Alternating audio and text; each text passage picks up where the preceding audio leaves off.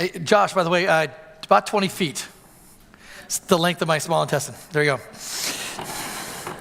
Do you guys know that? Our small intestine is like 20 feet long. Isn't that weird? Okay, sorry. Move from there. Hey, good morning, Grace Community Fellowship.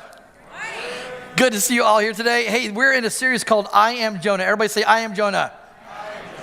Because that's the whole point of this story. This book is actually teaching us not about the prophet Jonah, not about the crazy situation in his life, but ultimately it's a reflection of who we are. And I've been really thankful for all the speakers who come before, right? So Dr. Agam Ihanye, he kicked it off. He also said that it was not about the fish. Right, we know that, right? Then Bob countered with the fact that, no, it's actually about the fish. So author and columnist Bob Welch. Agam says it's not about you. Today, I'm going to argue the fact that I think it is actually totally about you. And what you do in your response ultimately to what you do about Jonah's story. And what do we do with God's invitation to us to join him in kingdom adventure? What is Steve going to say next week, Pastor Steve Hill? We don't know. You got to come back next week for the final installment of Jonah, the fish, and you. Honestly, if you had a chance to hear from Dr. Agam Ihanye, you were blessed. He did such a phenomenal job of setting the culture, the geography, and really what God's heart is in this story for us. And then author Bob Welch did a phenomenal job so eloquently, as Bob does so well, to help us understand who God is, this God who welcomes the wayward and loves us all extravagantly. Today, I hope that we move in this book, in chapter 3 is kind of where we're at, about this prophet of old.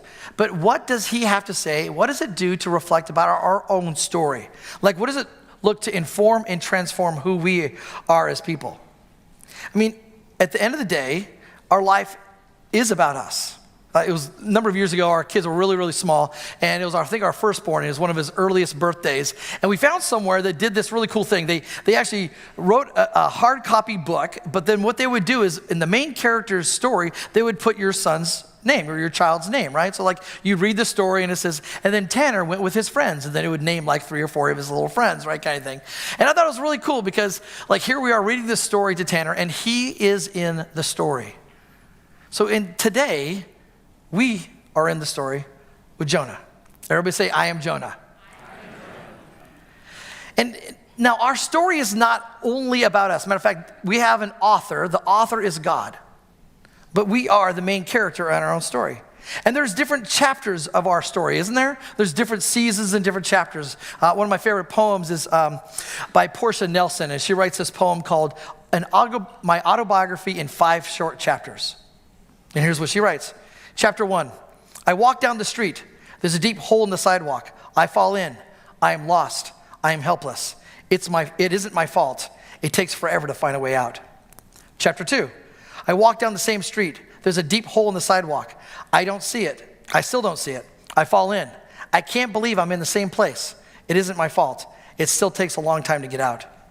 Chapter 3, I walk down the same street. There's a deep hole in the sidewalk. I see it there. I still fall in. It's a habit. It's my fault. I know where I am. I get out immediately. Chapter 4, I walk down the same street. There's a deep hole in the sidewalk. I walk around it. Chapter 5, I walk down a different street. Now, again, I don't know where you're at in life, but she's telling this story. This poem is about where we are in our life. I mean, are you in chapter 1? Are you in chapter 2? What about chapter 3? Have you made it to chapter 4 where you can avoid some of these things in life? Or are you willing to walk down an entirely different street? I think that's what God is beckoning us to do. There's a street that is obvious in the world. There's ways to walk in this world, but God is inviting us through the story of Jonah to walk in a different way. And so right off the beginning here today, we know that we're Jonah. How?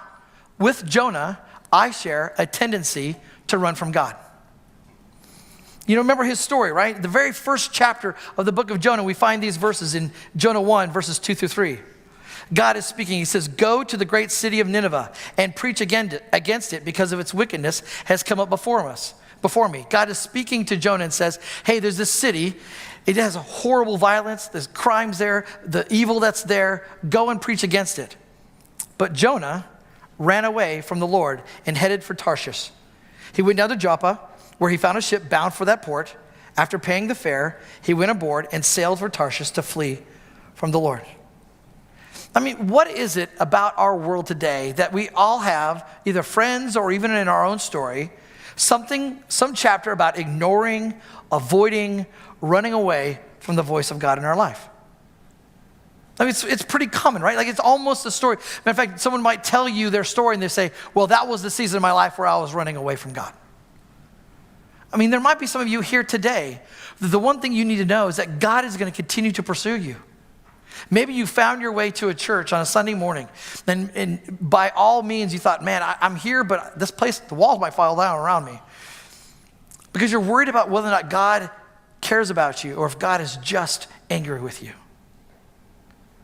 See, we all run from God at different times in our life. We've all been wayward. We've all chosen things that are not God's path for our life. We've all done that in some way. And with Jonah, we share a tendency to do that. What is it about not doing the right thing until we're basically at the end of our rope? Like a holy desperation. The fact that we kind of need to be in that place sometimes to finally turn our eyes back to God. That moment of clarity is what my friends of mine would say. A moment of clarity that says, like, okay, this is it. I can't do this anymore. I need help. Now, the challenge is that oftentimes we find the instructions that come from God as they feel like they're like laws or they feel weighty. In other words, when God says we know that the right thing to do is this, then we receive that as like, oh man, it's trying to control me. Feels like it's just kind of feels weird. And I want you to just today, remember this. The instructions from God are an invitation from God. An invitation to a better way of living. An invitation to a life that's filled with the good that he has in this world. An invitation to a kingdom kind of life that is different from what the world offers. So don't miss the instructions. Know that those instructions are an invitation. Can I get an amen? He's inviting you into something that's better, something more beautiful, more real, more deep. And if we stop too soon, you might just miss the miracle that's at the end of the invitation. That he's about to do something in your life, but because it comes across as instructions, you feel like, no, I don't want to do that. The invitation is to something better. Now again, we tend to not turn to God until we are desperate, right? That holy desperation, that moment where we realize like it's all up. So with Jonah, I share a willingness to turn to God only when I need help, right? I mean, the debate many years ago was about the fact of whether or not we're going to have prayer in school. And I'm like, well, there will always be prayer in school. There are tests. Like, anytime you have something coming up that is freaking you out, there's probably some inclination to go to prayer. When you really need something to happen, this time, we will go to prayer. But there's something about the fact that when we go to God in those moments, it's not that it's inauthentic, but we need to go to God because of relationship, because of what he's calling us into, not just because we're in trouble. Look at these words out of Jonah chapter 2. Right? He's now been swallowed by this great fish, and he has this prayer back to God after all that happens, right? He's on a boat heading away from what God's called him to. The people in the boat realize that it's him, and he actually says, throw me into the water. They throw him in the water. By the way, God rescues him from death, right? It's not just the fact that it's like, okay, God tells him what to do and he goes opposite direction. God also rescues him from death. And so here's words from his prayer he offers to God. From inside the fish, Jonah prayed to the Lord his God. He said, in my distress, I called to the Lord, and he answered me. From deep in the realm of the dead, I called for help, and you listened to my cry. You hurled me into the depths, into the very heart of the seas, and the currents swept and swirled about me. All your waves and breakers swept over me. I have said, I've been banished from your sight, yet I will look again to your holy temple, toward your holy temple. When my life was ebbing away, I remembered you, Lord, and my prayer rose to you, to your holy temple. So Jonah runs from God. And his prayer back to God is, God, I'm sorry I rebelled. I'm sorry I ran the other direction. I confess that I've been a sinful person. No, there's nothing in there, right?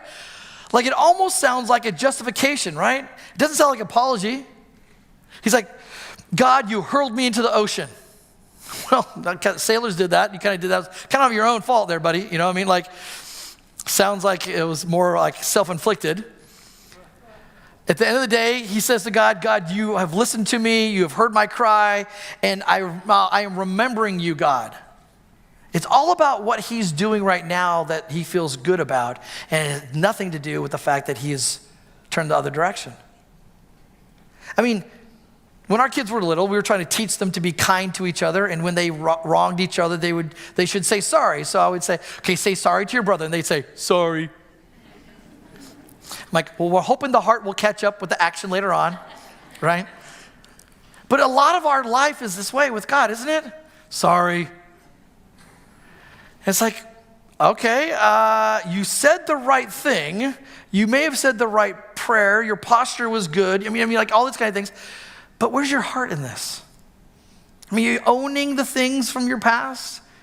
Because when you own the things from your past, then, only then can you receive forgiveness from God, and he'll make you right with him again, and your future then has a clear path, right? But we got to own the fact that there's a gap between where we're at and where God's at. And that's the beauty of the cross of Jesus Christ, isn't it? The fact that his son, Jesus Christ, went to a cross, took the penalty upon himself of our waywardness, our sin, our rebellion. And because of his death and his resurrection, we now have access to God again. And we begin that process, we begin that relationship by simply owning the fact that we have rebelled and we've gone our own way. And then that beauty of redemption that comes into our life, that God accepts us, forgives us, and says, my child, welcome home. But there's a challenge, right? Well, I said sorry. And we're sorry more about the fact that we got caught, right? Anybody say ouch? Yeah, we're kind of sorry we got caught. Like, oh, you saw that, didn't you? Sorry. It's not necessarily about owning the fact that what we know was actually a dead-end road or not a good way to go. Well, and oftentimes, when we do that, when we're coming back to God, we begin to barter with God, don't we? We kind of like make promises. Okay, God, I'll promise to do this, and I'll do it better this time. Matter of fact, a number of years ago, there was this movie, and I don't even remember if the movie is good or not, but there's a scene in it that I remember. And the movie has two actors in it, a guy named Burt Reynolds and Dom DeLuise. I've just dated myself, right? They have somebody like, who in the heck are these people? So Burt Reynolds plays this character who's fairly sad about life and struggling with life, and he actually thinks like his life is not worth living. He's depressed by it, and so he's going to hire someone to actually kill him. It sounds pretty dark, doesn't it? But the person he hires is this character played by Dom DeLuise. Dom DeLuise is like this bumbling idiot. Like he's never going to pull this off, right? So the whole movie is about how badly he wrecks this idea of like trying to take this guy's life. Well, at some point, the character that Burt Reynolds plays, he's so desperate for this, he figures this guy's not going to do this. He's going to take matters into his own hands, and so he swims way out in the ocean. And he figures if he swims way out in the ocean and be tired, he'll just let go, and then he'll just kind of sink to his death, and then he'll take care of it, and it'll be all over. And the movie has this like crazy scene where like water swirling and bubbles are going up, and then all of a sudden, bursting back out of the water is the character, and he goes, I don't want to die, I want to live. I really want to live. I don't want to miss life. But then he looks back at the shore and goes like, oh my gosh. So he begins this prayer to God. God, please help me get back. I want to live, God. Help me to live. Help me to make me a better swimmer, God. I mean, like he just this like his prayer, and he begins negotiating with God. And in part of his prayer is like, God, I'll obey the 10 commandments, God. I'll obey them. Thou shalt not kill. Thou shalt not commit adultery. I'll learn the 10 commandments, God. I'll learn the 10 commandments. Like he's making these promises he's not sure he can keep, right? And it's because he's been caught. At the end of this movie, or in the end of that scene, we realize that ultimately our heart matters. And so with Jonah, I honestly prefer religion over relationship. I mean, it's easier to negotiate, isn't it? It's easier to figure out what I need to do rather than to actually have an ongoing relationship with God. It's easier to put kind of like the parameters and the instructions and the behaviors all into place than actually have a relationship. It's interesting because in that same passage out of Jonah chapter 2, verses 8 through 9, Jonah is praying to God, and here's what he says. He says, those who cling to worthless idols turn away from God's love for them. But I, with shouts of grateful praise, will sacrifice to you. What I have vowed, I will make good. I will say, salvation comes from the Lord. I mean, that sounds right, doesn't it? Right?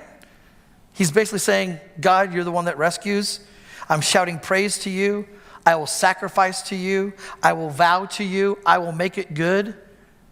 Sounds a lot like Jonah's just trying to get better in God's graces. It's easier to do the things of religion. Because here's the deal. We move now into Jonah chapter 3, right? And in the first 4 verses, we find this about Jonah. Then the word of the Lord came to Jonah a second time. Isn't that amazing? Can we just pause for a moment and just realize that God is going to continue to chase after you, continue to invite you into his goodness, to continue to invite you to do kingdom things that are going to be good in this world. And it's just about if you're finally going to say yes. Then the word of the Lord came to Jonah a second time. Go to the great city of Nineveh and proclaim to it the message I give you. Jonah obeyed the word of the Lord and went to Nineveh. Now Nineveh was a very large city. It took 3 days to go through it. Jonah began by going a day's journey into the city, proclaiming, 40 more days and Nineveh will be overthrown. Now again, we literally just read his prayer in chapter 2. And I will proclaim to the world, salvation comes from the Lord. Like, God is your rescuer. He will be with you. His interpretation of that, maybe I'm playing with this a little bit, is 40 more days and Nineveh is toast. Little difference in the tone, I think, between the two messages. Now, don't get me wrong. Nineveh is a wicked city, and there is violence and crime that's going on in that particular place. There is oppression, and again, it's a dark, dark place. But it seems like Jonah has more comfort with this idea of some kind of cosmic scales or the right thing to do. Right? Like in our world today, we literally think like there's the cosmic scales up there, and when your good deeds outweigh your bad deeds, then you can spend time with God and with him in heaven, right? Like that's the kind of way we do this. Well, the Bible has nothing to do with that. Matter of fact, Jesus reminds us over and over again that there's no way that our good deeds will ever be good enough. Like the gap between what is good enough, between God's goodness and ours, is too big to bridge. The only way we bridge that gap is because of what Jesus has done for us. And so this whole idea of keeping records of wrongs, of knowing I'm doing the right thing, it's the behavior over the spirit, it's the right thing over the right attitude, it's the action over our affection, it's the law over love. It's about this idea of like, well, can I just do the right things and it's all care? Skye Jitani in his book called With does a great job of describing the differences in the way we approach God. He says that ultimately what God wants us is to do life with God. And he says it's different than life under God, life over God, life from God, or life for God. For example, life from God uses him to supply our material desires. In other words, if you're just in a relationship with God so that you get good things, you're like trying to get the things that you need. Life over God uses him as a source of principles or laws. In other words, I can know what I need to do. It's life over God. So if I just do the right things, then it'll work out okay. Life under God tries to manipulate God through obedience to secure his blessings and to avoid curses. Like if I do the right thing, then God will bless me. And it's always this negotiating, well, I didn't do enough good things, so I need to do more good things. And he says, again, that one doesn't work. Life for God uses God for his mission to gain a sense of direction and purpose. You feel like you're not knowing where we're supposed to go? Then you do life for God, right? And he says that none of those work. Under, over, for, from. The only one that God invites us into is life with God. Difference between religion and relationship. Well, with Jonah, I also share a reliance on idols and distorted allegiances. I mean, if you remember these words from Jonah, he says, those who cling to worthless idols turn away from God's love for them. And the fact is that we have lots of different kind of idols in our world. Matter of fact, we have a lot of very unique American idols, don't we? That they're unique to our particular culture and the things that we will tend to do to kind of push God off to the side. And instead of following God, then we kind of replace God with things that are more convenient or more comfortable or more helpful or make us feel better about ourselves. They're kind of like God replacements, aren't they? Things like the American dream. That's great. I mean, it's amazing, the place we get to live, but is it what's directing you is life with God or the American dream? And at some point, you can do the self-assessment. And I'm not saying these things aren't good at some level, but when they begin to edge God out, when they take preeminence, when they are the thing we give most of our allegiance to, then we are now exchanged our invitation to life with God to following an idol of our culture and our world. This idea of things like, the ideal political leader. Everybody say ouch, right? Lifestyle that makes us happy. All these things that we give more and more of our allegiance to rather than life with God. Jesus confronts this in us. In Matthew chapter 6, it's called the Sermon on the Mount, and Jesus is giving a teaching to his followers, and he says this: no one can serve two masters. Either you'll hate the one and love the other, or you'll be devoted to the one and despise the other. You cannot serve both God and money. And he uses money as an example, right? Because money is one of those things that can take our entire attention. It can take our devotion. It can take our allegiance. Now, again, you need to have money to be able to survive in this life and do good things. But we know when we've moved that allegiance from life with God to life chasing after the stuff. I heard this, one of my favorite authors, and he was a speaker and an amazing evangelist. He got up and he was in his first couple years of retirement, and he said this. He said publicly, he's like, I think I've blown it some places. He said, I spent so much time making sure that I had what I needed for retirement. And I had the right things set up for my kids, and I had all this kind of stuff done. But man, I think I missed some invitations from God in the midst of all that. And here's the deal. I'm here now in this place, and what I've done, it's okay. But the amount of time and energy I spent toward it seems out of balance. And what I probably missed was being so focused on this that I missed the invitations that God had along the way to join him and therefore trust him with some of my future. So do that quick assessment. Maybe there are some places in your life where your allegiances are beginning to lean toward things away from God and draw more of your time, your energy, your resources, however you measure that.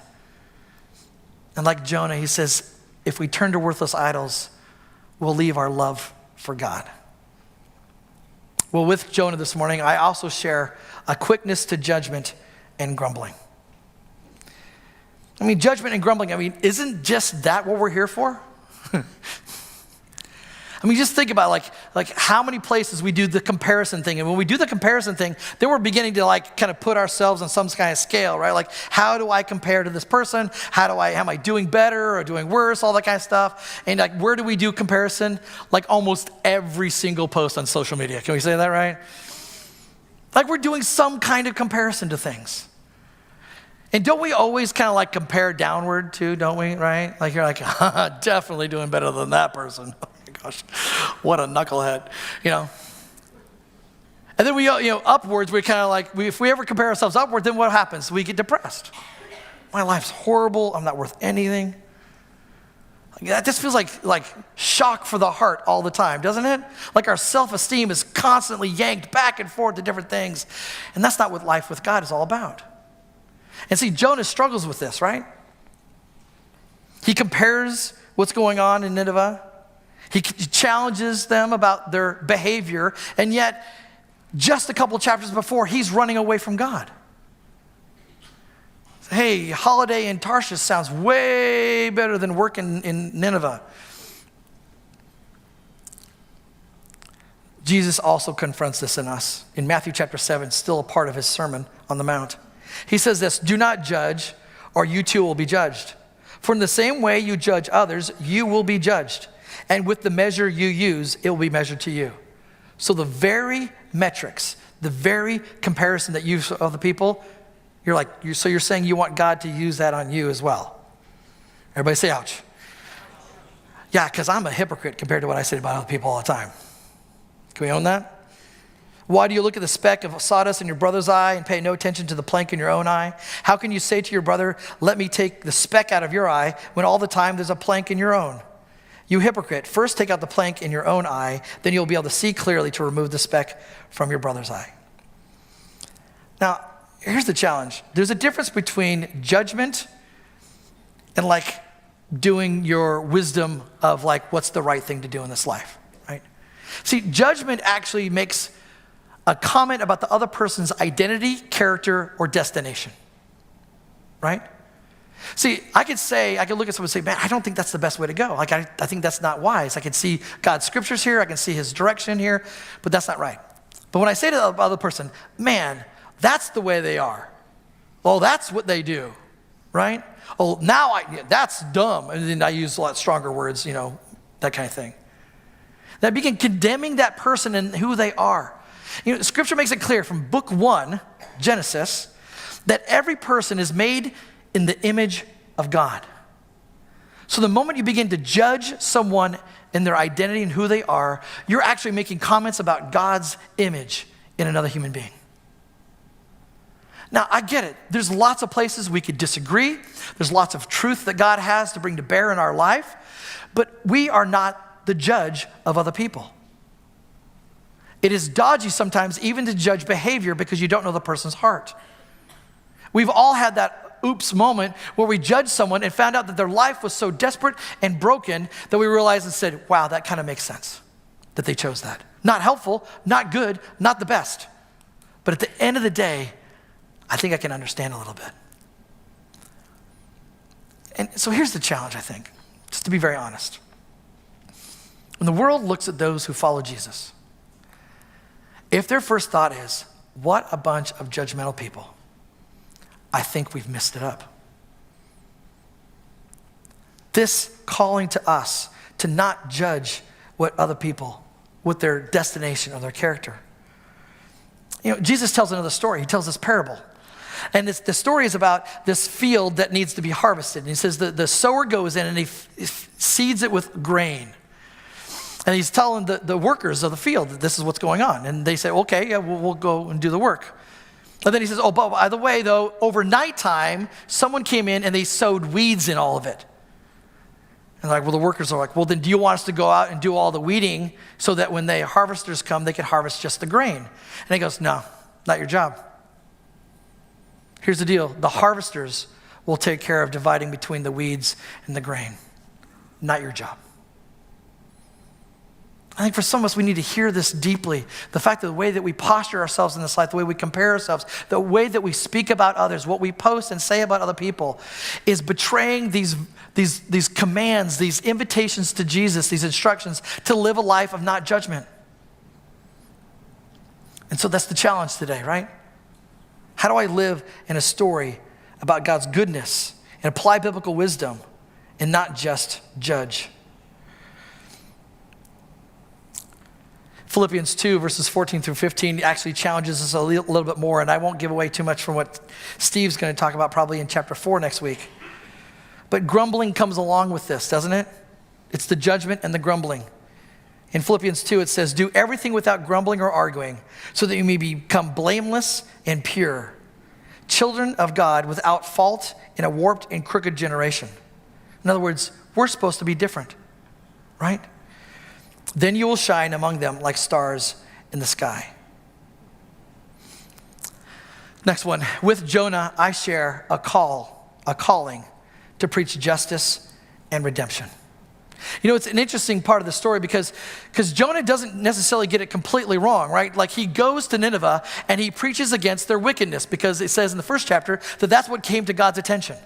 Their wickedness came to God's attention, so he sends Jonah to confront them about their wickedness. So he didn't get that all wrong at all. Matter of fact, I would say that that's a major part of the calling of every follower of Jesus Christ. The challenge is that we put that up against oftentimes the telling of the good news of Jesus Christ, evangelism or sharing our faith. And what ends up happening is you have two kind of camps that happen in this world. You have the camp of people who just choose to do the justice work, to do the social justice things and get involved and help people. And you have the other people who just do evangelism to tell people about Jesus. Well, it's clear throughout Scripture and in the life of Jesus that actually both matter to him. It's his righteousness and his kingdom. It's redemption and justice. Those two come together. It's almost like a plane with two wings. And if you only had one wing, you'd fly in a circle this way, right? If you had the other wing, you'd only fly in a circle that way. It actually takes both wings to fly straight. And so it's interesting because Jonah shows up in the Old Testament also along another prophet. And it's interesting because there's a moment in which both of them actually talk to the same king, and they both give a different prophecy to the king. Jonah says something, and then this other prophet named Amos shows up, and he says something else. The one that actually gets it right is Amos. I want to read a passage out of Amos chapter 5. It's verses 21 through 24. And this is God's pronouncement against the people as Amos is speaking. He says what God is saying. I despise your religious festivals. Your assemblies are a stench to me. Even though you bring me burnt offerings and grain offerings, I will not accept them. Though you bring choice fellowship offerings, I have no regard for them. Away with the noise of your songs. I will not listen to the music of your harps. But let justice roll on like a river, righteousness like a never-failing stream. He says, I'm tired of your religiousness because it doesn't mean doing justice. Does that last verse remind you of anyone? We just celebrated a holiday on Monday. The Reverend Dr. Martin Luther King Jr. quotes this phrase often. See, it was his faith that drove him to not just tell people about who Christ is, but to also make a difference in the world around issues of justice. Matter of fact, he's got a whole philosophy on this. It's actually partly from one of his letters from the Birmingham jail, where he talks about the fact that we actually know what to do because God's law actually convicts us to do the right thing. It is actually both in this world. Now, many of you know that I work with organizations that fight trafficking over in Cambodia.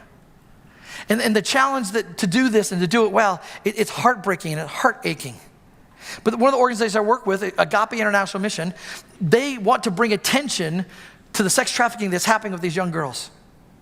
And then they work together with the International Justice League, and they work together with the government to create rule of law so that in that government, in that world, in that society, they have rules against trafficking.